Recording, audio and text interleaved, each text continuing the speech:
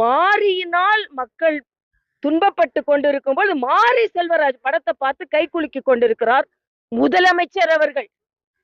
அதாவது மைசன் முதலமைச்சர் ஆயாச்சு, துணை முதலமைச்சர் பைசன் தான் போய் பார்க்கணும், மற்றவங்க சன்களை பத்தி எல்லாம் கவலை இல்ல அப்படின்னு. இன்னைக்கு மழை வந்துருச்சுங்க, சன்னை காணோங்க. நிச்சயமா சன் காணாம போகும் 2026ல. ஏன்னா இதுக்கு ஒரு குறியீடு இன்னைக்கு.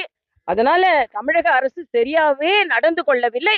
எல்லாத்துக்கும் மேல எனக்கு எனக்கு இன்னைக்கு எல்லாத்தோட என்ன, ராகுல் காந்தி இவர பிரதர் அப்பான்னு சொல்லி பார்த்தாங்க எல்லாருக்கும், அது மக்கள் ஏத்துக்கொள்ளல. இப்ப ராகுல் காந்தி எப்ப இவர் பிரதர் பிரதர் பிரதர் தான் சொல்லுவாராம்.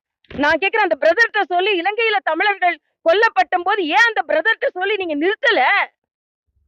ஆக அந்த பிரதர்கிட்ட என்ன சொன்னீங்க நீங்க? அதனால நீங்க உங்களை மிசால போட்டாங்களே, அப்ப உங்க பிரதரோட அம்மாட்டையும் அப்பாட்டையும் சொல்ல வேண்டியது தானே. அதனால இதோ முதலமைச்சர் வழி தெரியாமல் ஒரு ஒரு மாதிரி குழப்பத்தில் இருக்கிறார் என்பதைத்தான் நான் சொல்ல வேண்டும். இன்னைக்கு அவரோட பேச்சு வன்மையாக கண்டிக்கத்தக்கது. அதனால மக்களுக்கான வசதியை முதலில் செய்து தாருங்கள் என்பதை நான் தெரிவித்துக் கொள்கிறேன். விளையாட்டுல பாகுபாடு காட்டுறாங்களா? பிரைஸ் டிஸ்ட்ரிபியூஷன் பாத்தீங்கன்னா 25 லட்சம் கொடுத்திருக்காங்க.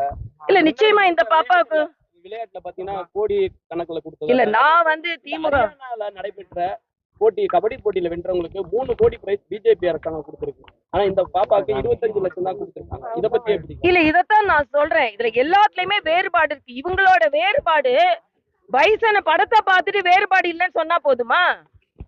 ஆனா இன்னைக்கு இந்த குழந்தை இந்த இடத்துல இருந்து எவ்வளவு சிரமப்பட்டு செஞ்சிருப்பாங்க பாவம். நாம அரசியல் சொல்றதுனால அந்த பொண்ணு பாதிக்கப்படக்கூடாது. ஆனாலும் சொல்றேன், அதிகமாக்கி இருக்க வேண்டும். அவளுக்கு இன்னும் பயிற்சிக்காக முழுவதுமாக ஒத்துழைக்க வேண்டும்.